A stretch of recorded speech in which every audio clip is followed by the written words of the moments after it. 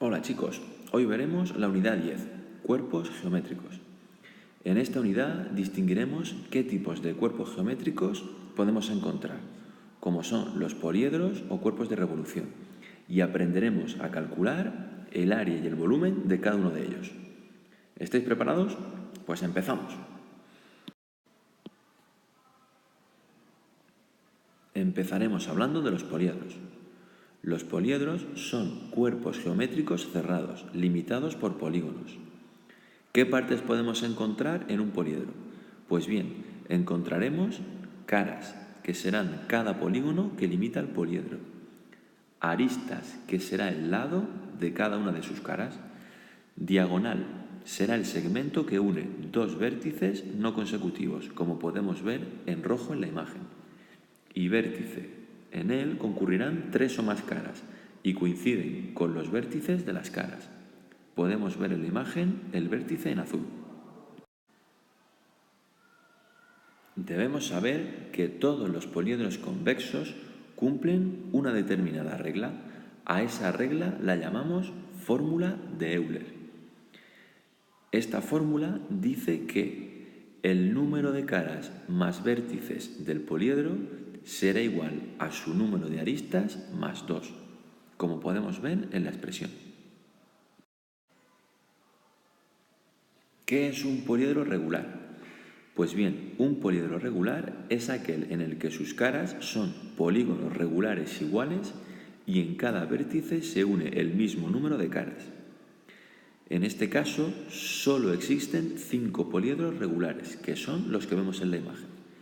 El tetraedro, formado por 4 caras, el cubo, formado por 6 caras, el octaedro, formado por 8 caras, el dodecaedro, formado por 12 caras, y el icosaedro, formado por un total de 20 caras. Si os parece, vemos un ejemplo. Comprueba que los siguientes poliedros regulares verifican la fórmula de Euler. Recordamos, la fórmula de Euler nos indicaba que en todo poliedro convexo el número de caras más vértices será igual a su número de aristas más 2, como podemos ver aquí. En el primer caso tenemos un tetraedro, es decir, tendremos 4 caras, 4 vértices y 6 aristas, por lo que sí cumplirá la fórmula de Euler. En segundo lugar tenemos un cubo formado por 6 caras, 8 vértices y 12 aristas, y comprobamos que también cumple la fórmula de Euler. En tercer lugar tenemos un octaedro formado por 8 caras, 6 vértices y 12 aristas. Si aplicamos la fórmula de Euler, vemos que también se cumple. A continuación tenemos un dodecaedro formado por 12 caras, 20 vértices y 30 aristas. Si aplicamos la fórmula de Euler, vemos que también se cumple. Y por último tenemos un icosaedro formado por 20 caras, 12 vértices y 30 aristas. Nuevamente comprobamos que también cumple la fórmula de Euler. A continuación veremos los diferentes tipos de poliedros que podemos encontrar. En primer lugar hablaremos de los prismas.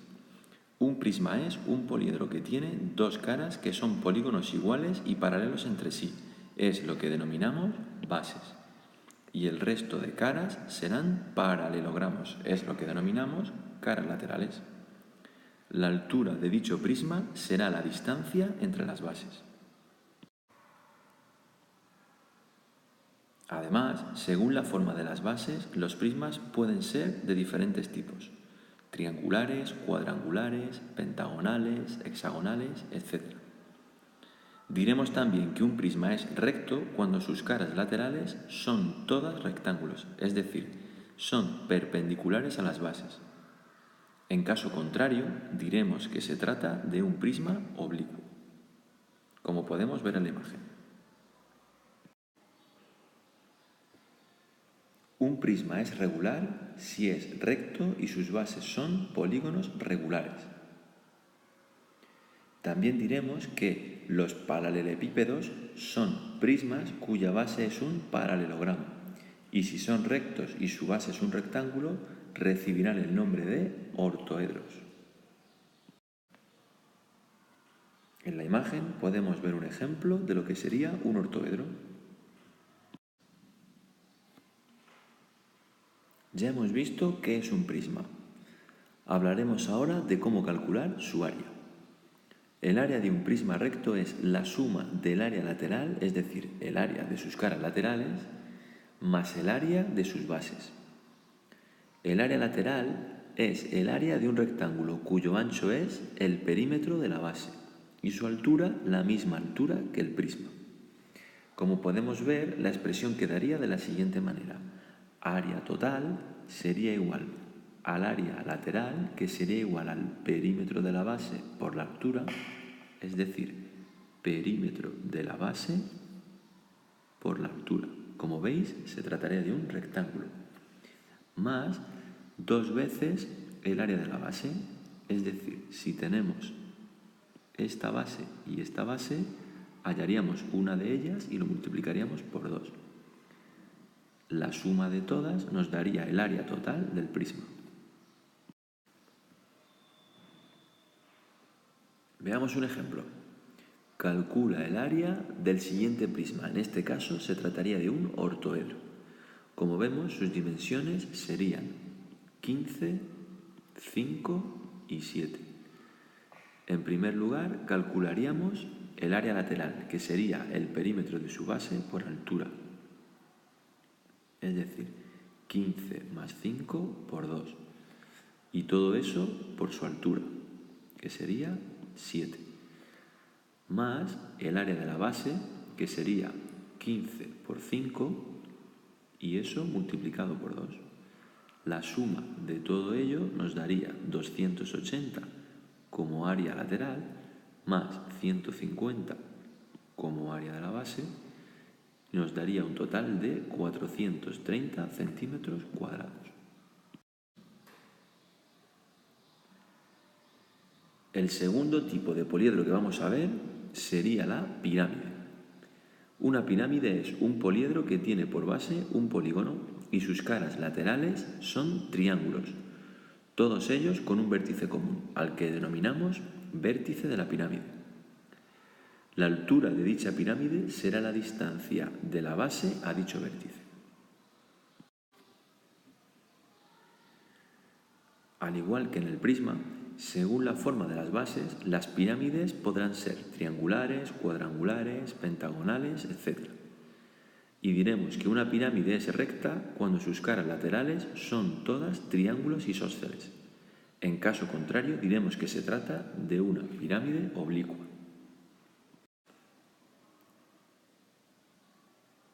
Diremos que una pirámide es regular si es recta y su base es un polígono regular. Y, muy importante, llamaremos apotema de una pirámide a la altura de cualquiera de sus caras laterales. Es decir, distinguiremos entre la altura de la pirámide y la altura de la cara, también llamada apotema.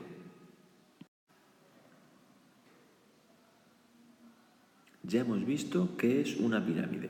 Veamos ahora cómo calcular su área. El área de una pirámide será la suma del área lateral, es decir, la suma de las áreas de todos los triángulos, más el área de la base. En este caso, a diferencia de los prismas, solamente tendremos una base, por lo que no será necesario multiplicarlo por 2. Si queremos representarlo mediante una expresión o fórmula, encontraríamos que sea n el número de aristas básicas, es decir, lo que nos va a determinar el tipo de polígono o base que vamos a tener y por tanto de la pirámide, diremos que el área de la pirámide será igual al área de su única base más el área lateral, es decir, la suma de las áreas de todos los triángulos.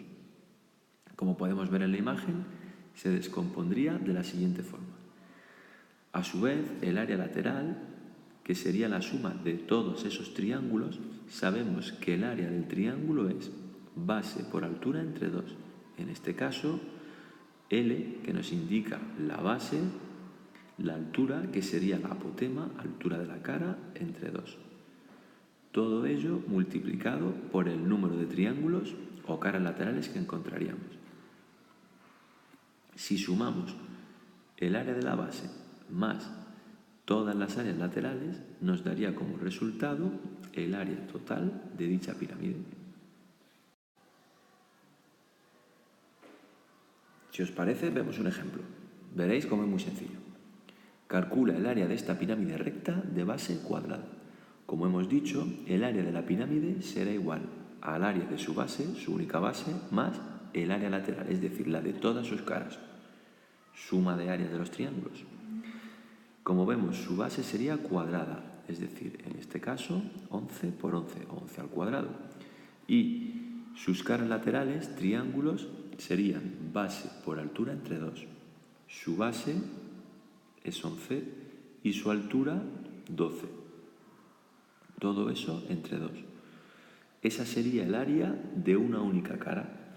Como se trata de una pirámide cuadrada, tendríamos 4 caras. Multiplicamos el área lateral de ese triángulo por 4 y nos daría el área lateral, es decir, 264, más el área que hemos calculado inicialmente, área de la base, 11 al cuadrado, 121. Si sumamos ambos, nos da un total de 385 centímetros cuadrados. Como veis, es muy sencillo. Ya hemos visto qué tipos de poliedros podemos encontrar y cómo calcular el área de cada uno de ellos. Hablaremos ahora de simetrías en los poliedros. Para empezar, diremos qué es un plano de simetría. Un plano de simetría de un poliedro es un plano que divide al poliedro en dos partes exactamente iguales. Veamos un ejemplo. Determina todos los planos de simetría de un cubo. Antes de nada, deberemos saber que en un cubo existen dos tipos de planos de simetría. El primer tipo serían planos que pasan por un punto medio de las aristas y son paralelos a dos caras opuestas. En ese caso encontraríamos estos. Y a continuación encontramos planos que pasan por las diagonales de cada cara. En ese caso encontraríamos estos. Por tanto, podemos afirmar que un cubo tiene un total de 9 planos de simetría. Ya hemos visto qué es un plano de simetría. Veamos ahora qué es un eje de simetría. Un eje de simetría de un poliedro es una línea recta tal que al girar el poliedro un ángulo determinado a su alrededor, el resultado nos daría el mismo poliedro. Veamos un ejemplo. Determina todos los ejes de simetría de un tetraedro. Debemos saber que en un tetraedro existen también dos tipos de simetría. Un tipo serían rectas que pasan por un vértice y el punto medio de la cara opuesta. Y otro tipo serían las rectas que pasan por los puntos medios de dos aristas opuestas. En total, un tetraedro tendría 7 ejes de simetría.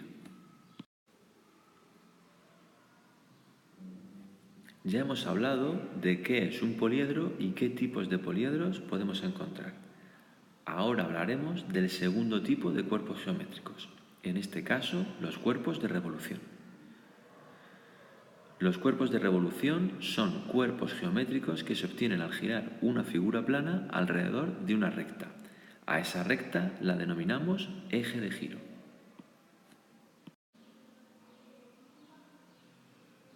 ¿Qué tipos de cuerpos de revolución distinguimos? Pues bien, en primer lugar hablaremos de los cilindros. Un cilindro se obtiene al girar un rectángulo alrededor de uno de sus lados.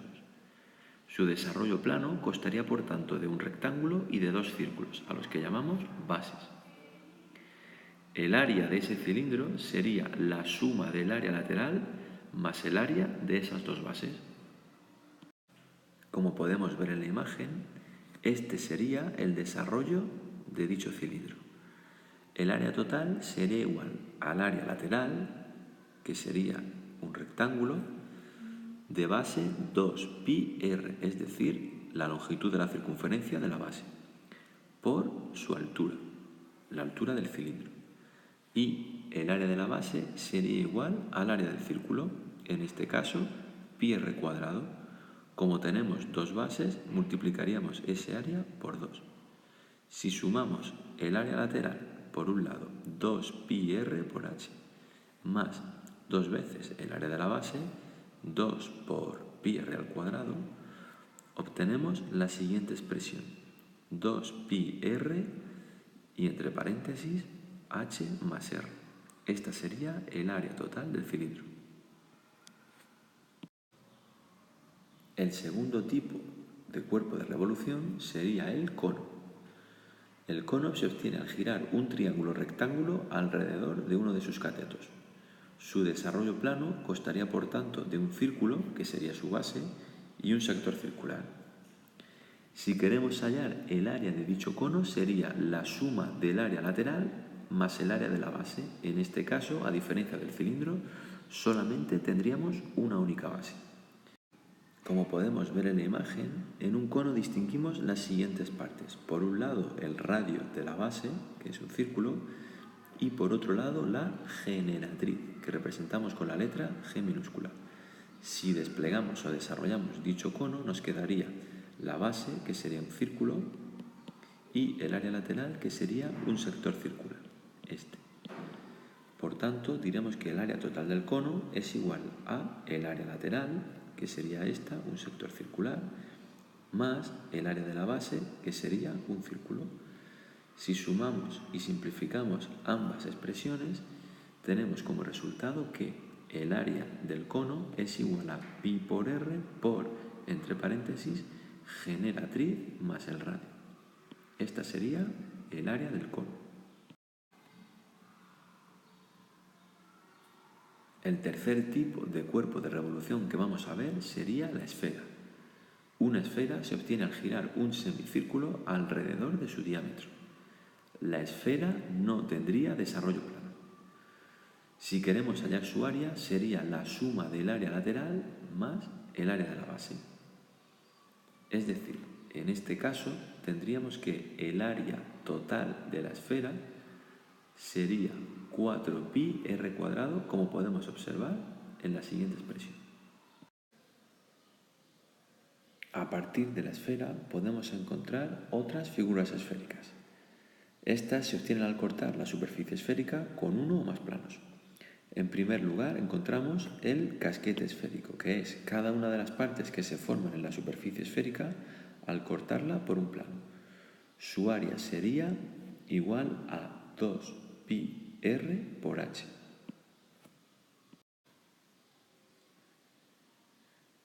Otro tipo de figura esférica sería la zona esférica, que es la parte de la superficie esférica comprendida entre dos planos paralelos. Su área se calcula con la fórmula 2pi r por h.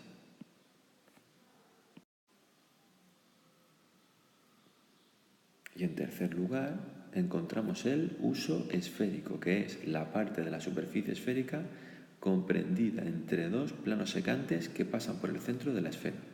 Su área sería 4pi r al cuadrado por el ángulo alfa determinado entre 360 grados.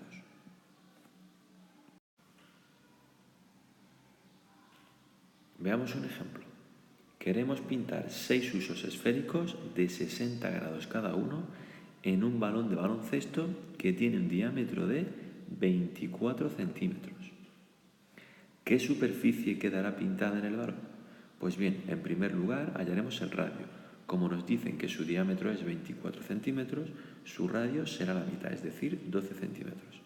Y simplemente, si queremos hallar el área del uso esférico, aplicando la fórmula 4pi r al cuadrado por alfa entre 360, simplemente debemos sustituir 4pi por el radio al cuadrado, en este caso 12 al cuadrado, por el ángulo alfa, en este caso 60, y todo ello entre 360, lo que nos da 301,44 centímetros cuadrados.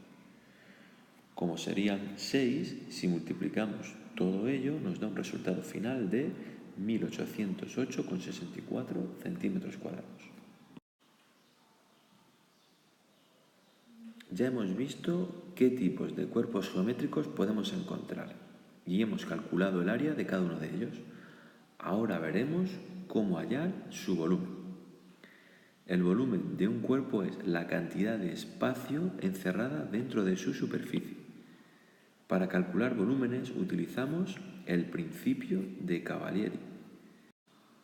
Este principio nos dice que si dos cuerpos tienen la misma altura y las secciones producidas al cortarlos por planos paralelos a la base presentan igual área, entonces ambos cuerpos tendrán el mismo volumen.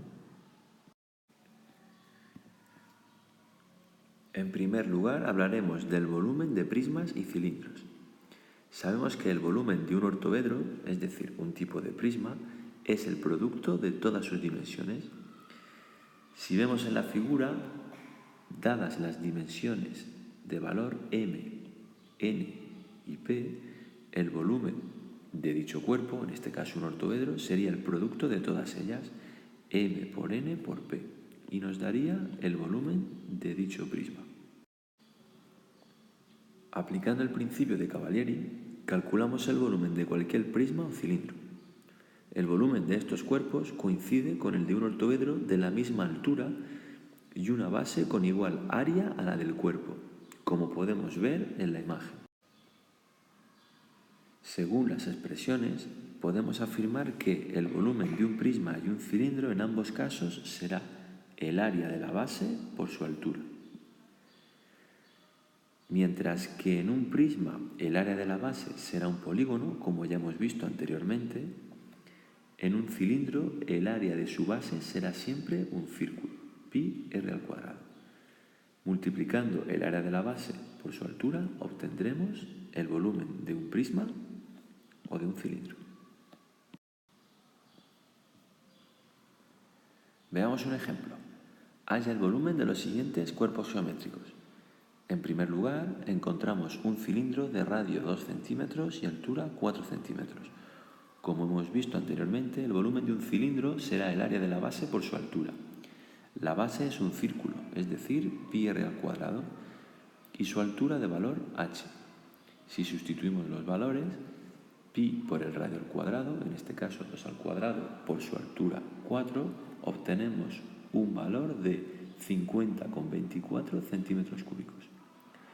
En el segundo caso, en el caso del prisma, tenemos un prisma cuadrado de base 3 y altura 5 centímetros.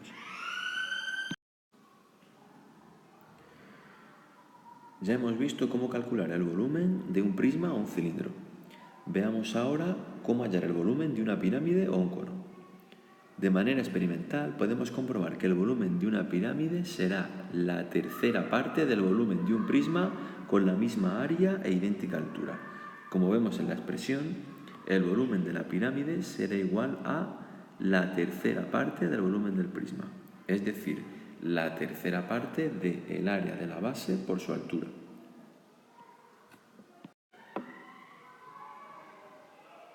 De igual forma, podemos calcular el volumen de un cono relacionándolo con el volumen de un cilindro que tenga igual base y misma altura. Es decir, el volumen de un cono será la tercera parte del volumen de un cilindro, es decir, un tercio de pi r cuadrado.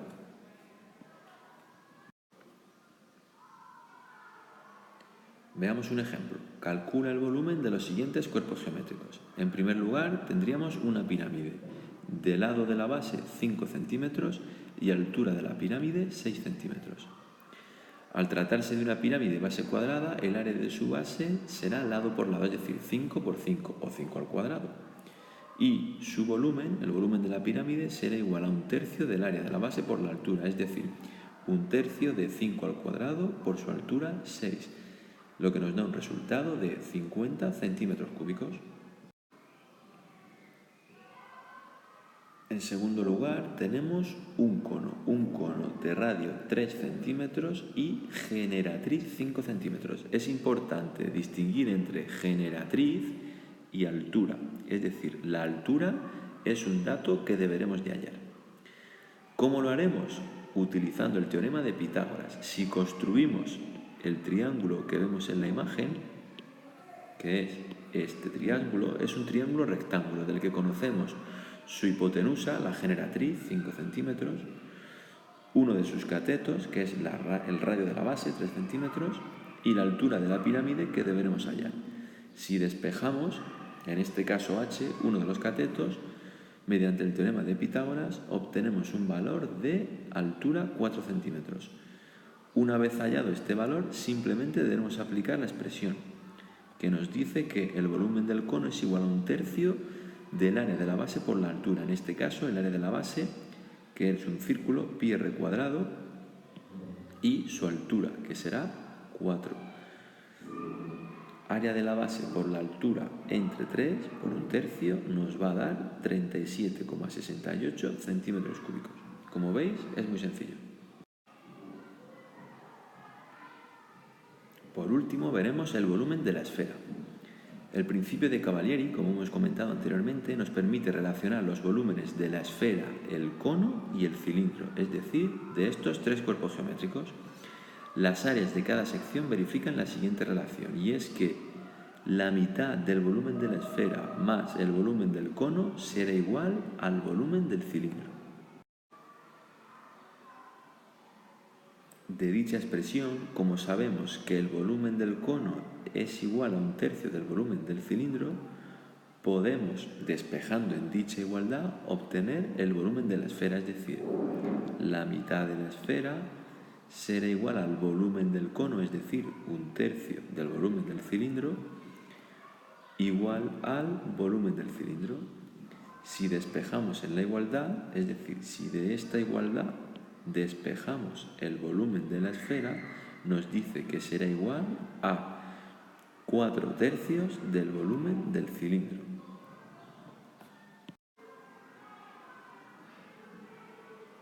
Es decir, podemos afirmar que el volumen de la esfera será igual a 4/3 del volumen del cilindro. Para expresar el volumen de la esfera en función del radio, consideramos un cilindro de altura r y de radio r. El volumen de este cilindro será pi r al cuadrado por r, es decir, pi r al cubo. Por tanto, el volumen de una esfera de radio r será 4/3 de pi r al cubo, como vemos en esta expresión. Veamos un ejemplo. Halla el volumen de estas esferas. Tenemos una esfera de radio igual a 4 centímetros.